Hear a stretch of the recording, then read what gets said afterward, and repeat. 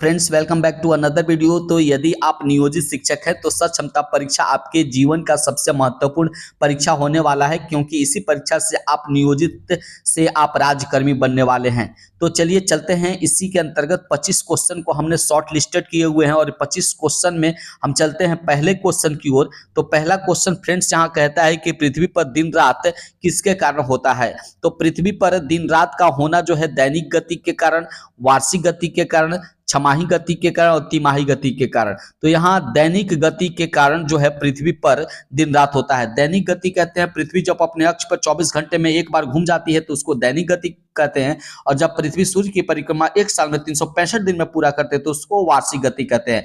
तो यहाँ पर ऑप्शन नंबर ए जो है वह सही आंसर है। पृथ्वी पर दिन रात जो है दैनिक गति के कारण होता है, जबकि मौसम परिवर्तन जो होता है वह वार्षिक गति के कारण होता है।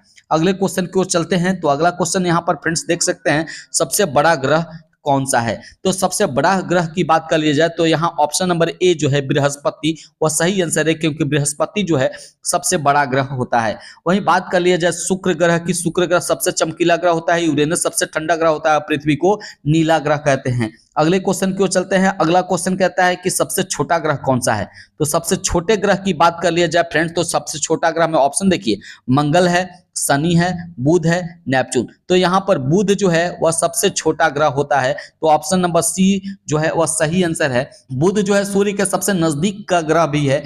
अगले क्वेश्चन की ओर चलते हैं फ्रेंड्स। तो यहाँ अगला क्वेश्चन कहता है कि पृथ्वी का सबसे भीतर वाला भाग को क्या कहते हैं, किस क्रोड का बना होता है। तो सब यहाँ पर ऑप्शन देख लेते हैं, तांबा जास्ता, निकेल तांबा, लोहा जास्ता और लोहा निकेल। यहाँ देखिए लोहा निकेल, ऑप्शन नंबर डी जो है वह सही आंसर है, क्योंकि पृथ्वी को 3 लेयर में बांटा होता है। सबसे पहले जो होता है सियाल होता है, दूसरा होता है सीमा और तीसरा होता है नीफे।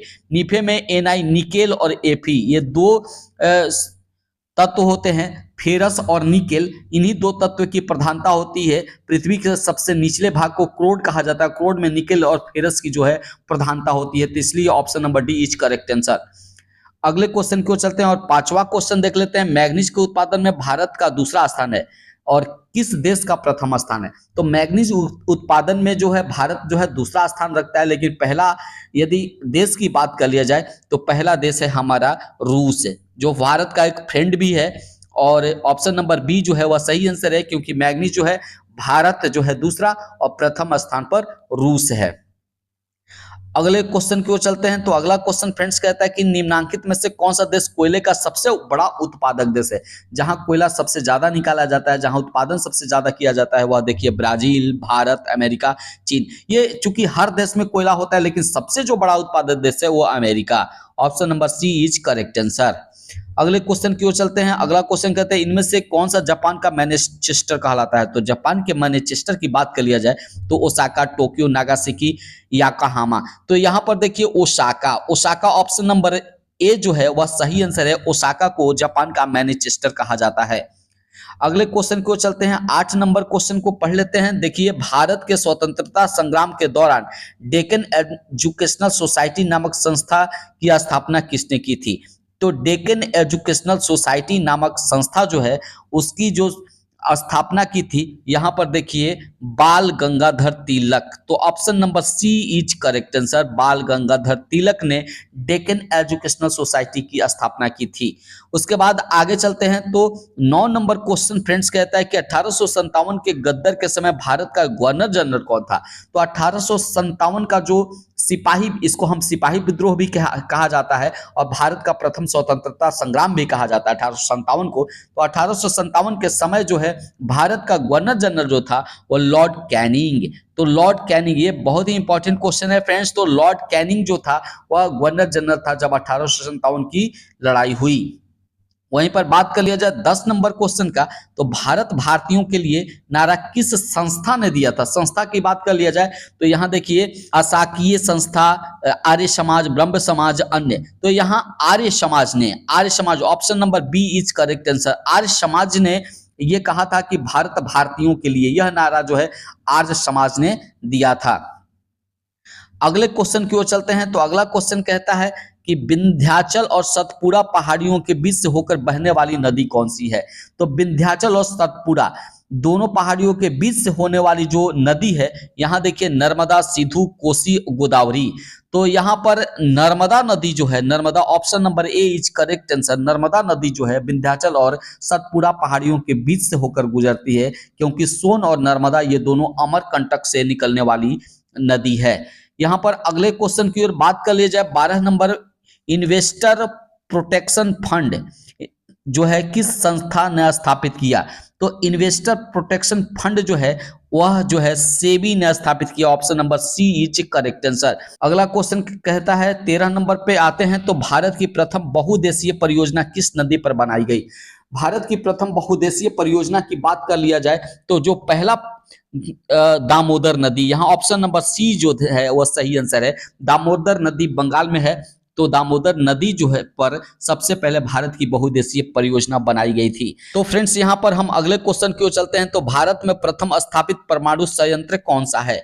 तो भारत में प्रथम परमाणु संयंत्र की बात कर लिया जाए तो तारापुर परमाणु संयंत्र जो है वह भारत का पहला परमाणु संयंत्र है, एटॉमिक पावर प्लांट है। तो तारापुर जो है वह भारत का पहला है। इसको BARC के नाम से जाना जाता है, Bhabha atomic, BARC, Bhabha atomic research centre. तो तारापुर आपका पहला परमाणु संयंत्र है। अगला क्वेश्चन कहता है कि आगरा शहर को किसने बसाया? तो आगरा शहर को option number A Sikandar Lodi, B में अकबर, बहलोल लोदी, शाहजहां। तो यहाँ सिकंदर लोदी ने आगरा शहर को बसाया था। आगरा प्रसिद्ध है, यहाँ पर ताजमहल शाहजहां ने बनवाया था बेगम मुमताज महल के यादगार में। तो सिकंदर लोदी ने आगरा शहर को बसाया था। यहाँ पे अगले क्वेश्चन की ओर चलते हैं, तो अगला क्वेश्चन फ्रेंड्स कहता है कि राष्ट्रीय प्रतीक के निचले भाग में उत्कीर्ण शब्द सत्यमेव जयते किस संदर्भ से लिए गए हैं? यानी कि सत्यमेव जयते को कहां से लिया गया है?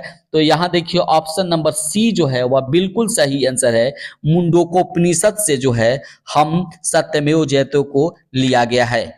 अगला क्वेश्चन चलते हैं, तो अशोक के शिलालेख की लिपि क्या है? तो अशोक के शिलालेख की जो लिपि थी वह ब्राह्मी लिपि, यानी ऑप्शन नंबर बी जो है वह सही आंसर है, जिसको सबसे पहले पढ़ने वाला था प्रिंसेप।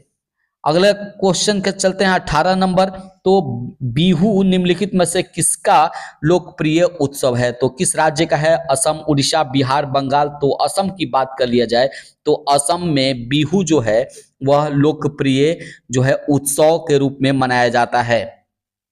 अगला क्वेश्चन कहते हैं विवेकानंद रॉक मेमोरियल कहाँ है? तो विवेकानंद रॉक मेमोरियल की बात कर लिया जाए यहाँ पर, तो विवेकानंद रॉक मेमोरियल जो है आपका Tamil Nadu, option number D is correct answer. Tamil Nadu में विवेकानंद मेमोरियल स्थापित है। अगले क्वेश्चन की ओर चलते हैं, तो अगला क्वेश्चन कहता है कि महात्मा गांधी को राष्ट्रपिता के रूप में उल्लेख कर सबसे पहले किसने किया? यानी कि महात्मा गांधी को राष्ट्रपिता के नाम से संबोधित जो सबसे पहले किसने किया? तो ऑप्शन नंबर ए सुभाष चंद्र बोस ने। सुभाष चंद्र बोस ने सबसे पहले महात्मा गांधी को राष्ट्रपिता कहा था। अगले क्वेश्चन की ओर चलते हैं, तो अगला क्वेश्चन कहता है कि प्रथम भारतीय गोलमेज सम्मेलन कहाँ हुआ था? प्रथम गोलमेज सम्मेलन की बात कर लिया जाए तो नई दिल्ली, लंदन, बंबई और इनमें से कोई नहीं। तो option number B is correct answer. London में प्रथम गोलमेज सम्मेलन हुआ था।